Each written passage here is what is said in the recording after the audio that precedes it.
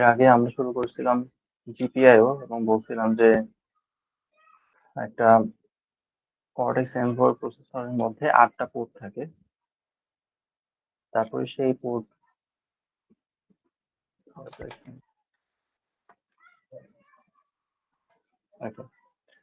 তো একটা পোর্টকে এক্সপ্যান্ড করে দেখানো হয়েছিল, যে একটা পোর্টকে এক্সপ্যান্ড করে দেখা যায় যে এই দুটো রেজিস্টার আছে। একটা পোর্টকে যদি আমরা এক্সপ্যান্ড করে দেখি তাহলে অনেকগুলো রেজিস্টার আছে। এর মধ্যে ওডিআর ওডিআর মানে হচ্ছে আউটপুট ডাটা রেজিস্টার।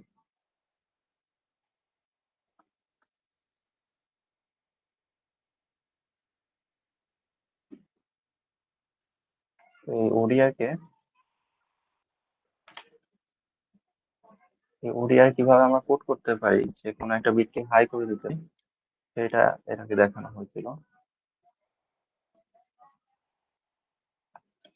যে এখানে আমরা যদি আমরা 14 নম্বর বিটকে হাই করতে চাই, তাহলে আমাদের 1 UL কে 14 ঘর লেফট শিফট করতে হবে এবং তারপরে অর করে দিতে হবে।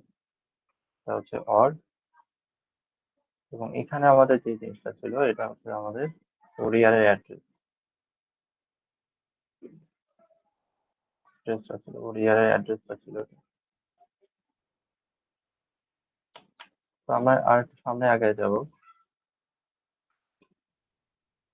তো এখানে দেখানো হইতেছে যে আমরা যে কাজটা একটু আগে করলাম, এই যে এটা, এই কোডটা একটু আগে আমরা দেখলাম যে এই লাইনটা, যে পিন নাম্বার 13 কে যদি হাই করতে চাই তাহলে 13 ঘর লেফট শিফট করে অর করতে হবে এই মেমোরি অ্যাড্রেসের সাথে। তো এটা ছিল মেথড 1। সেম কাজটা আমরা অন্য মেথডে করতে পারি। মেথড 2 তে দেখা যাচ্ছে যে আমরা আমরা করতে পারি যে এই মেমোরি অ্যাড্রেসটাকে একটা নাম দিয়ে দিতে পারি। এখানে নাম দিচ্ছে GPIO-B-ODR। এই অ্যাড্রেসটা হচ্ছে ওডিআর এর মানে আউটপুট ডাটা রেজিস্টারের অ্যাড্রেস। এবং অবশ্যই এই রেজিস্টারটা কোনো না কোনো পোর্টের মধ্যে। তো ধরলাম যে এটা পোর্ট বি এর আউটপুট ডাটা রেজিস্টার। তাহলে আমরা এটাকে নাম দিয়ে দিতে পারি GPIO-B-ODR এইভাবে। এবং এরপরে যখন আমরা ইউজ করব তখন আর পুরো অ্যাড্রেসটা না লিখে শুধু GPIO-B-ODR লিখে দিতে পারি। আর ডান পাশে যে কোডটা এটা আগের মতোই থাকবে। তো এটা হচ্ছে মেথড 2 আর কি। এভাবে করা যায়, আবার মেথড 1ও ফলো করতে পারি আমরা। তারপর আরেকটা দেখাইছে মেথড 3। মেথড 3 অনেকটা মেথড 2 এর মতোই একই, কিন্তু ডিফারেন্সটা হচ্ছে যে মেথড 2 তে এখানে একটা স্টার ছিল, এখন এখানে স্টারটা নাই। আর এখানে স্টার ছিল না, এখন এখানে একটা স্টার আছে। তো স্টার জিনিসটা বুঝাইতেছে পয়েন্টার আর কি। অলরেডি আপনারা জানেন সি প্রোগ্রামিং স্টার দ্বারা একটা বোঝায়। কোনো একটা মেমোরি অ্যাড্রেসকে পয়েন্ট করতে গেলে মানে পয়েন্টার লাগে, সেটা আমরা স্টার দ্বারা বুঝাই। তো যে কোনো তিনটা মেথডের যে কোনো একটা একটা ইউজ করলেই হবে। তো আমি সবসময় এই মেথড 2টা বা 2 বা 3 এগুলা ইউজ করবো। অর্থাৎ আমরা মেমোরি অ্যাড্রেসটা আর ইউজ করবো না, মেমোরি অ্যাড্রেসটা একটা নাম দিয়ে সেই নামটা ইউজ করবো। তারপর বলছে এখানে ভোলাটাইল কেন ইউজ করা হয়েছে।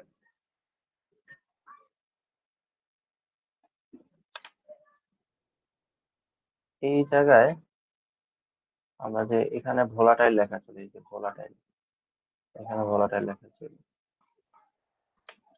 তো ভোলাটাইল লেখা কারণটা হইতেছে যে ভোলাটাইল লেখা থাকলে আমার প্রসেসরটা ধরে নিবে যে এর এর আগে যে ডাটা ছিল, যদি এর আগে কোনো কেউ প্রোগ্রাম করে থাকে, সেই প্রোগ্রামের ডাটাটা এখনো আগের মতো নাই, এটা চেঞ্জ হয়ে যেতে পারে। তো ভোলাটাইল লেখা থাকলে এটা ধরে নেবে আর কি প্রসেসর। তো অবশ্যই আমরা কোনো একটা অ্যাড্রেসের মধ্যে ডাটা আছে, ওটা সবসময় যে ফিক্স থাকবে গ্যারান্টেড নাও থাকতে পারে। এই জন্য হচ্ছে ভোলাটাইল ইউজ করা হয়। ঠিক আছে, এটা তো আমরা এক্সপ্লেন করলাম, তো হয়ে গেছে। আচ্ছা, তারপর হচ্ছে casting the memory address to a GPR structure. তো এইটা আমি আগে দেখাইছিলাম যে একটা পোর্টের মধ্যে অনেকগুলা রেজিস্টার থাকে, যেমন মোডার register, output type register, output register, UPDR, এরকম অনেক।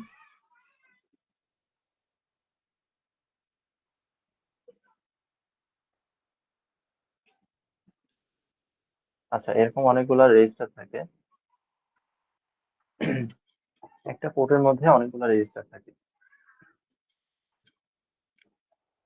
এখন একটু আগে দেখালাম যে যখন রেজিস্টারটাকে ইউজ করব আমরা, তখন রেজিস্টার অ্যাড্রেসটাকে জানা লাগে, সেই অ্যাড্রেস অনুযায়ী আমরা কোড করি। আমরা করতে পারি যে আমরা একটা স্ট্রাকচার বানালাম, সেই স্ট্রাকচারে আমরা এই যে এই যে অ্যাড্রেসটাকে আমরা একটা নাম দিয়ে দিচ্ছি, প্রত্যেকটা অ্যাড্রেস, মোডার, output type register, output speed register, সবগুলোর নাম লিখে দিচ্ছি।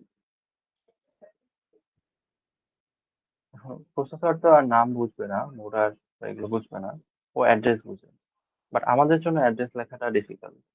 এই জন্য অ্যাড্রেসকে যদি আমরা একটা নাম আকারে একটা স্ট্রাকচার লিখে দেই, তখন আমরা এরপরে এই এই নামগুলো ইউজ করতে পারবো, মোডার বা আউটপুট রেজিস্টার এগুলো ইউজ করতে পারবো, তখন আমাদের জন্য সুবিধা হবে।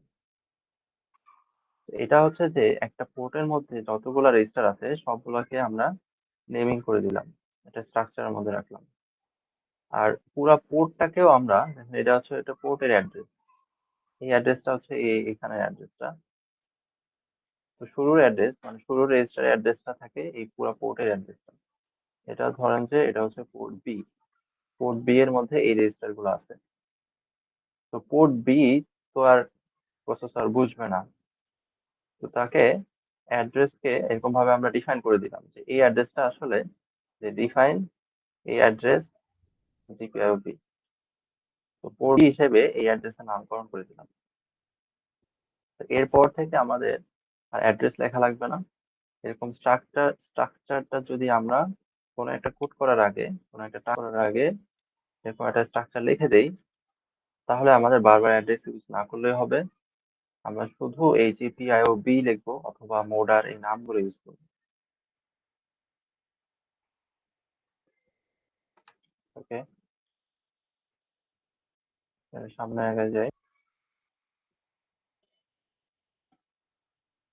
ঠিক আছে, তো সেম কাজটা এখানে করা হয়েছে, যে অ্যাড্রেসটাকে জিপিআই এ, জিপিআই বি, সি, এই সবগুলা পোর্টের অ্যাড্রেসকে একটা নাম দিয়ে দিচ্ছে, এবং মেইন কোডের মধ্যে এইগুলা আমরা এই নামগুলো ইউজ করতে পারবো এখন।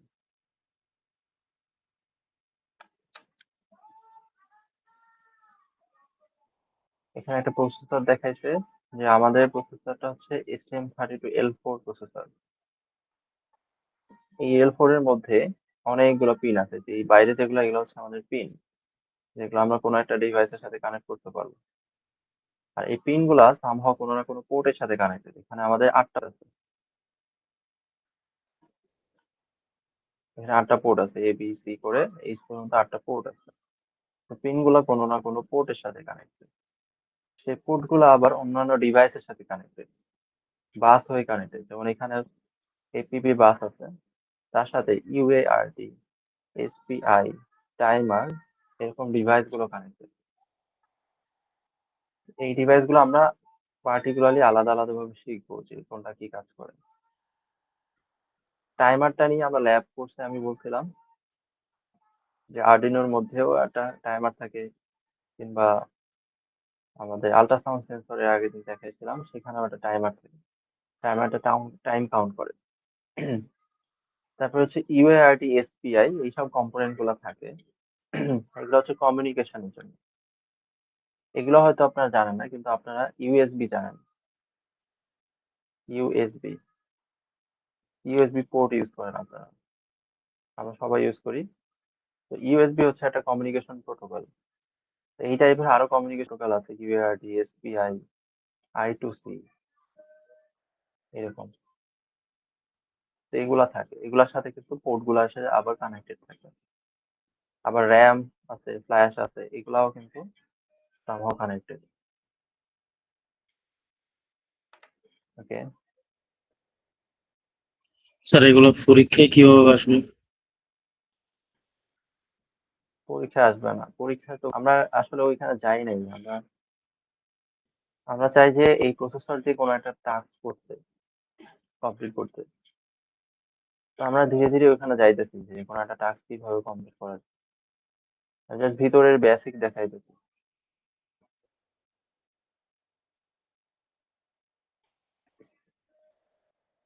আপনারা অবশ্যই এগুলো দেখেন, আমি স্লাইড ফলো করেন, যা পড়া দিয়েছে সেটা ফলো করেন, তাহলেই হয়ে যাবে। আচ্ছা, তো বিট ম্যানিপুলেশন, এটা আমি অলরেডি দেখাইছিলাম এরকম। আচ্ছা, তো এখানে দেখাচ্ছে একটা ইনপুট আউটপুট পোর্টের মধ্যে কি কি কম্পোনেন্ট থাকে। এখানে দেখেন একটা ওডিআর থাকে, আউটপুট ডাটা রেজিস্টার, যেটা আমরা দেখাইলাম। তারপরে দেখেন মোড আর রেজিস্টার থাকে, এখানে কি মোডে কাজ করবে সেটা সিলেক্ট করে। আউটপুট টাইপ রেজিস্টার থাকে এই যে এখানে। তারপরে পুশ পুল ডাটা, ইউপিডিআর, পুশ পুল ডাটা রেজিস্টার থাকে। পুল আপ অথবা পুল ডাউন রেজিস্টার। প্রত্যেকটা কম্পোনেন্ট যে আমাদের ইনিশিয়ালাইজ করে দিতে হয় যে ও কিভাবে কাজ করবে। আউটপুট ডাটা রেজিস্টার কেমনে কাজ করবে, মোডাটা সিলেক্ট কি মোডে কাজ করবে, আউটপুটের টাইপ কেমন হবে সেটা আউটপুট টাইপ রেজিস্টারে সিলেক্ট করবো। তারপর পিইউপিডিআর মানে পুল আপ হবে না পুল ডাউন হবে, সেগুলো সিলেক্ট করবো। এখানে দেখা যাচ্ছে ভিতরে আসলে তারা কিভাবে কানেক্টেড। ওকে, আমরা আস্তে আস্তে আরো ডিটেলসে যাবো।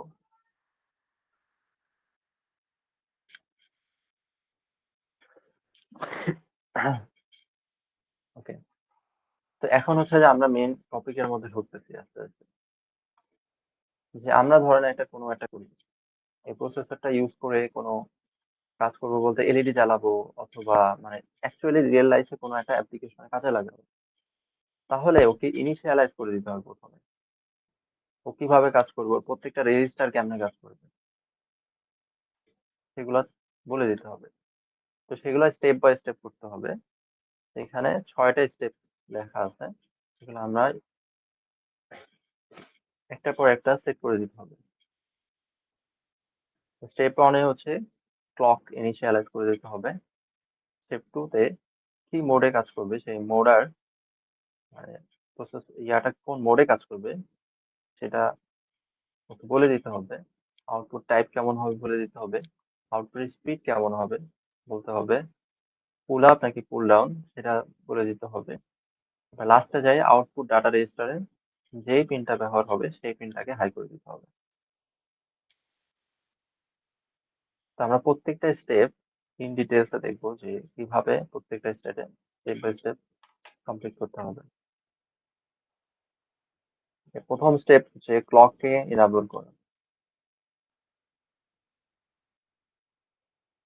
ক্লক মানে হচ্ছে একটা পালস ট্রেন। প্রত্যেকটা ইলেকট্রনিক ডিভাইসের মধ্যে ক্লক থাকে। ক্লক হচ্ছে এরকম একটা পালসের একটা ট্রেন।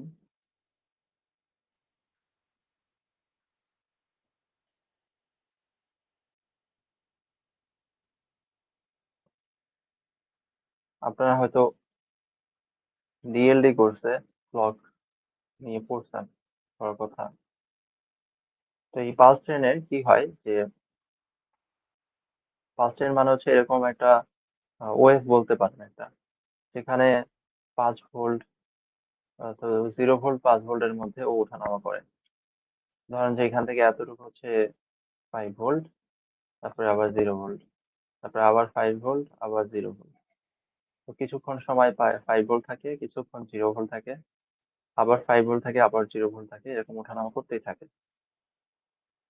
তো ধরেন যে 1 মাইক্রোসেকেন্ড 5 ভোল্ট, তারপরে 1 মাইক্রোসেকেন্ড 0 ভোল্ট, অর্থাৎ এর একটা সাইকেল কমপ্লিট হয়, টাইম পিরিয়ড হচ্ছে 2 মাইক্রোসেকেন্ড। তো ক্লকটা ইউজ কেন করা হয়? প্রত্যেক ইলেকট্রনিক ডিভাইসে ছোট একটা ক্লক ইকুইপমেন্ট থাকে, যেরকম ক্রিস্টাল থাকে। এই ক্রিস্টালের একটা নির্দিষ্ট ফ্রিকোয়েন্সি থাকে, ধরেন যে 10 মেগাহার্টজ বা 100 মেগাহার্টজ। আপনার প্রসেসরটা, আপনার কম্পিউটারটা কত ফাস্ট হবে সেটা ডিপেন্ড করবে এই ক্লকটা বা এই ক্রিস্টালটা কত ফাস্ট, এটা ফ্রিকোয়েন্সি কত হাই। তো যারা পিসি কিনেন তারা হয়তো বা, সবাই না, অনেকে হয়তো বা এরকম খোঁজ খবর নেন যে ক্রিস্টালটা কিসের ক্রিস্টাল, কত হার্টজের ক্রিস্টাল।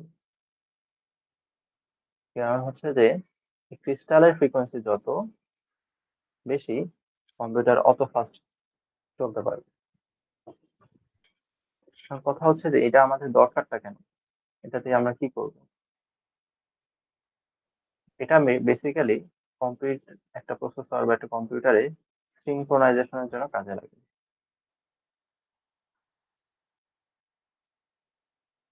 সিনক্রোনাইজেশন, একটা প্রসেসর বা একটা ইলেকট্রনিক কম্পোনেন্ট যখন চলে, তখন এর মধ্যে অনেকগুলা পার্টস এর মধ্যে কমিউনিকেশন করা লাগে। প্রসেসর মেমোরি কমিউনিকেশন, কিংবা একটা ডিভাইসের সাথে আরেকটা ডিভাইসের কমিউনিকেশন। তো একটা জায়গা থেকে আরেকটা ডাটা ট্রান্সফার হয়, এই জায়গা থেকে ডাটা পাস হয় এর সাথে ও। এখন অজবরল ভাবে যদি পাস হয়, যে একজন আরেকজনের ডাটা পাস করে দিল, কিন্তু তখন এই আহ, মানে একটা কম্পোনেন্টকে ডাটা পাস করলো, সেই কম্পোনেন্টটা অলরেডি অন্য একটা কাজ করতেছে। তখন দেখা যাবে যে ওই কাজের মধ্যে আরেকটা ডাটা এসে ম্যানিপুলেট করে দিচ্ছে, নয়েজ তৈরি করছে বা ভুল ভাল রেজাল্ট তৈরি করে দিচ্ছে।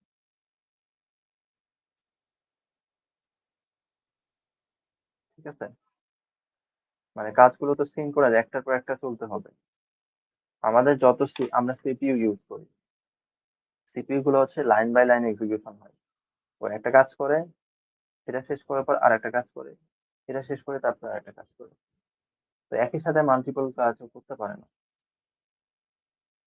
জিপিইউ প্যারালাল প্রসেসিং করে, কিন্তু স্টিল তার তো, মানে প্যারালাল করতেছে, সেটার মধ্যে একটা সিঙ্ক্রোনাইজেশন দরকার, যে কোথায় কোন ডাটা কোথায় যাইতেছে না যাইতেছে, কখন যাইতেছে, কোন সময় যাচ্ছে। তো এইসব সিঙ্ক্রোনাইজেশনের জন্য একটা রেফারেন্স দরকার হয়, যে আমরা সিঙ্ক্রোনাইজেশন কেমনে হবে। রেফারেন্স যদি না থাকে তাহলে তো আর সিঙ্ক্রোনাইজেশন সম্ভব না। আচ্ছা, স্যার কি প্রেজেন্ট নিয়ে ফেলছে? সিঙ্ক্রোনাইজেশন গুলা সম্ভব যখন এই ক্লকের রেফারেন্স ধরে যদি আমরা কোনো কাজ করি। ধরেন ক্লকের একটা সাইকেলে, মানে প্রসেসর একটা সাইকেলে একটা কাজ করবে। একটা সাইকেল মানে এই যে 2 মাইক্রো সেকেন্ড। তাহলে 2 মাইক্রো সেকেন্ডের মধ্যে কোনো একটা কাজ করলো, পরে 2 মাইক্রো সেকেন্ড অন্য কোনো একটা কাজ করলো। তখন এই প্রসেসরে ধরেন মেমোরি ডাটা পাঠালে, তখন ও বুঝতে পারবে যে এই সময় আমাকে ডাটা পাঠাতে হবে। মানে আমি ধরেন যে মেমোরি বুঝবে যে আচ্ছা, তিন তিন নাম্বার সাইকেলে ডাটা পাঠাবো, 4 নাম্বার সাইকেলে ডাটা পাঠাবো। তো এই সাইকেলটা বা রেফারেন্সটা তৈরি হইতেছে কিন্তু এই ক্লক থেকে। ক্লক যদি না থাকতো, র্যান্ডম যদি ডাটা পাঠিয়ে দেয় মেমোরি প্রসেসরে, তখন হচ্ছে যে ভুল রেজাল্ট আসবে।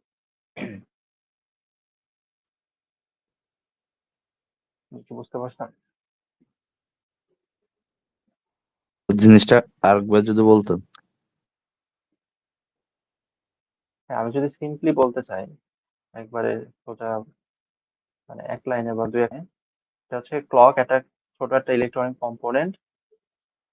সেই কম্পোনেন্টটা কি করে, যে একটা ইলেকট্রনিক ডিভাইসের সবগুলো কম্পোনেন্টের মধ্যে একটা সিঙ্ক্রোনাইজেশন করে, মানে এটা রেফারেন্স হিসেবে কাজ করে, যে এর সাপেক্ষে অন্য কাজগুলো হবে।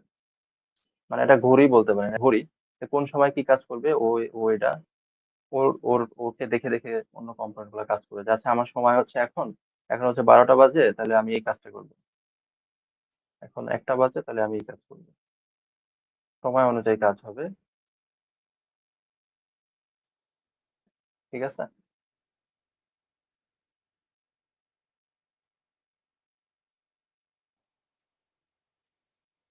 আচ্ছা, তো এখন ক্লক নর্মালি যখন প্রসেসরটাকে অন করা হয়, তখন ওর ক্লকও অন হয়ে যায়। ক্লক না অন হলে তো আর ডিভাইসটা চালুই হবে না। কিন্তু এই ক্লক গুলা সব জায়গাতে যায় না। okay, ধরেন যে এখানে এই ক্লক প্রসেসরটা অন হয়ে ক্লকটা অন হয়ে গেল, কিন্তু এই ক্লক গুলার সাথে ধরেন পোর্ট গুলার কানেকশন আছে, প্রত্যেকটা পোর্টের সাথে ক্লকের কানেকশন আছে। এই কানেকশন গুলা নর্মালি ডিসেবল করা থাকে। যদি কোনো একটা পোর্ট ব্যবহার করতে হয় তাহলে আমার ওই ক্লকটাকে ইনেবল করে তারপর ব্যবহার করবো। ঠিক আছে, তো এই ইনেবলের কাজটাই হচ্ছে যে আমাদের স্টেপ ওয়ানের কাজ। স্টেপ ওয়ানে আমরা ক্লকটাকে ইনেবল করে দিব, কোনো একটা পোর্টের সাথে ক্লকটাকে ইনেবল করব।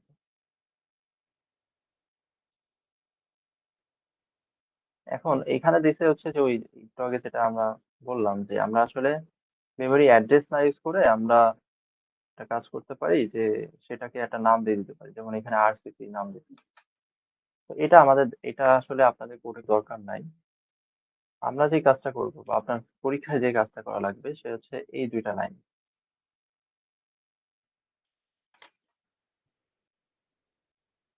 তো যেটা বললাম যে আমাদের মেইন ব্লকের সাথে প্রত্যেকটা পোর্টের কানেকশন আছে, কিন্তু সেটা ডিসেবল করা।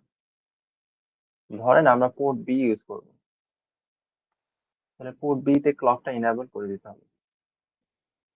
এখন এরকম একটা রেজিস্টার আছে, নাম হচ্ছে আরসিসি AHB2ENR।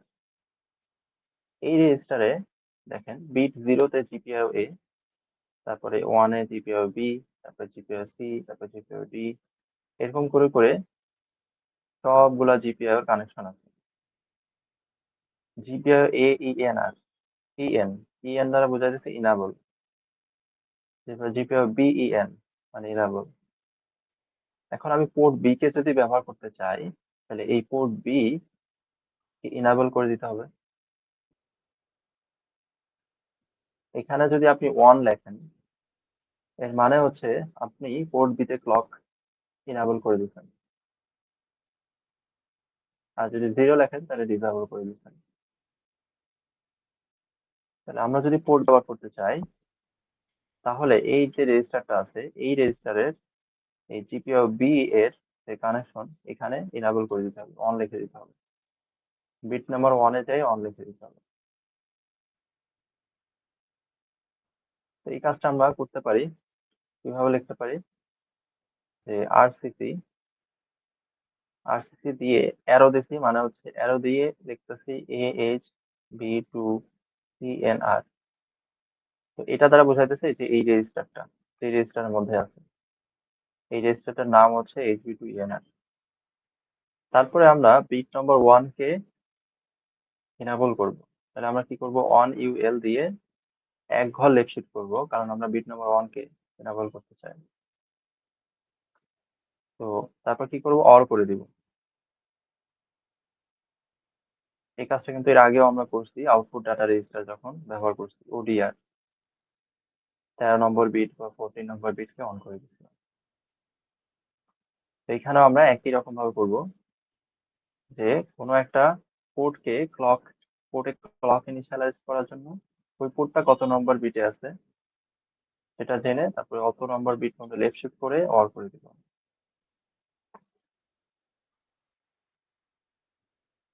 ওকে, তো আমরা এই এই লাইনটা ইউজ করতে পারি, অথবা এখানে যেটা করছে যে কি করছে যে জিপিআইও বি মানে এই বাম পাশের এই লেফট শিফট না করে সরাসরি জিপিআইও বি এর অ্যাড্রেসটা নিছে, অ্যাড্রেসটাকে একটা নাম দিয়ে দিছে, এরকম একটা নাম, সেই নামটাকে পরে ইউজ করছে। একভাবে করলেই হবে, যেটা আপনাদের ইচ্ছা।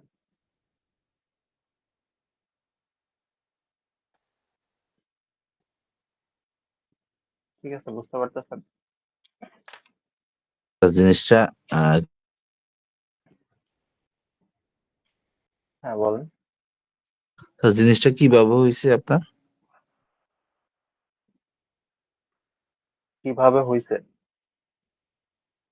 স্যার হ্যাঁ, আমার যেটা নেট একটু বললাম। প্রবলেম ছিল। আচ্ছা, আমি তাহলে আবার বলতেছি যে এরকম একটা রেজিস্টার আছে যেখানে পোর্ট গুলার এই যে ক্লক পোর্টগুলোকে যে ইনাবেল করবো, সেই পোর্ট গুলার কানেকশন এখানে আছে। এই যে প্রথমে জিপিআই এ, তারপর বি, তারপর সি, এরকম করে কানেকশন আছে।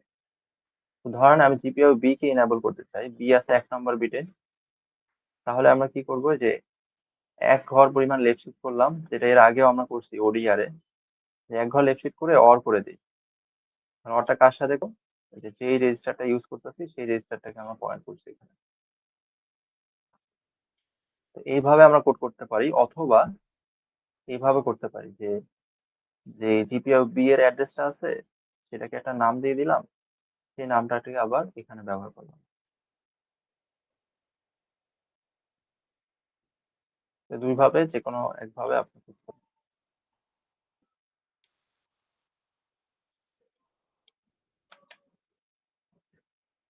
তারপর স্টেপ 2 তে হচ্ছে কোন মোডে আমরা কাজ করাবো সেই মোডটাকে সিলেক্ট করে দিতে হবে। আমাদের কাছে 4টা অপশন আছে।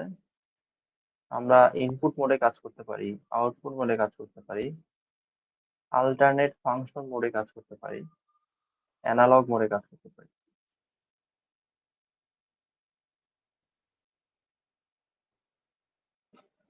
মোডটা আমরা সিলেক্ট করে দিতে পারি। আচ্ছা, আগের ক্লাসে আমি এই পর্যন্ত রাখছিলাম।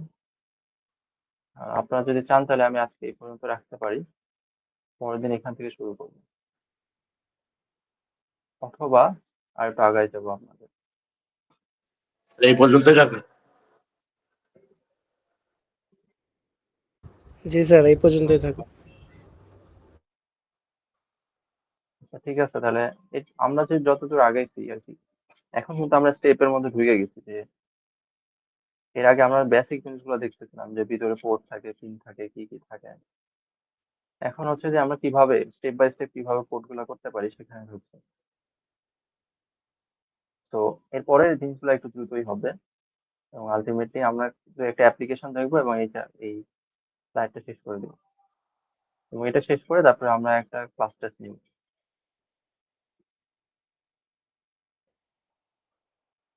ঠিক আছে, আজকে তাহলে এই পর্যন্তই থাকুক। এখন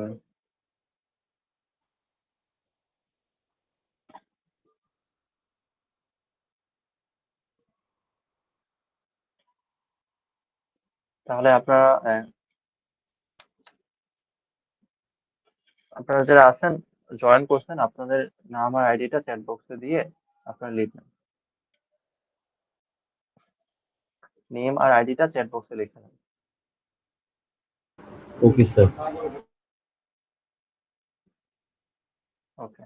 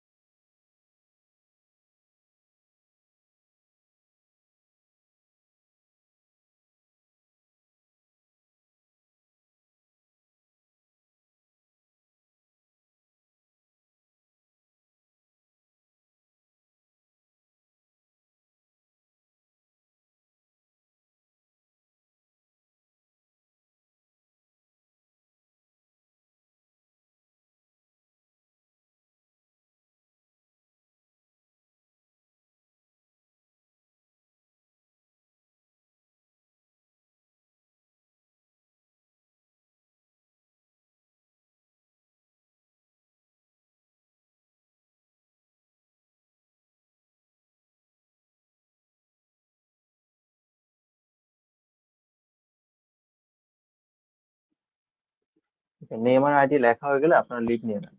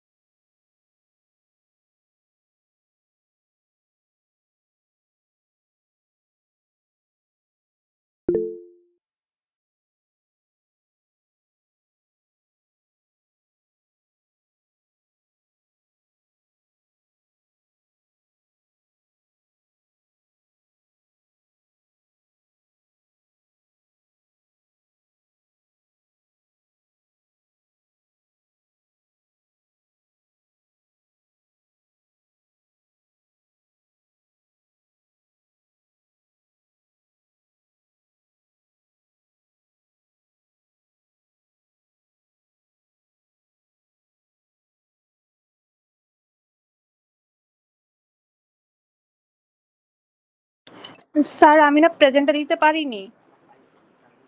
স্যার আমার কারেন্ট চলে গেছিল। হ্যাঁ, আপনি এই যে আপনার নেম আইডিটা চ্যাট বক্সে লিখে দেন। Okay sir. যাদের নেম আইডি লেখা হয়ে গেছে তারা লিভ নিয়ে নেন।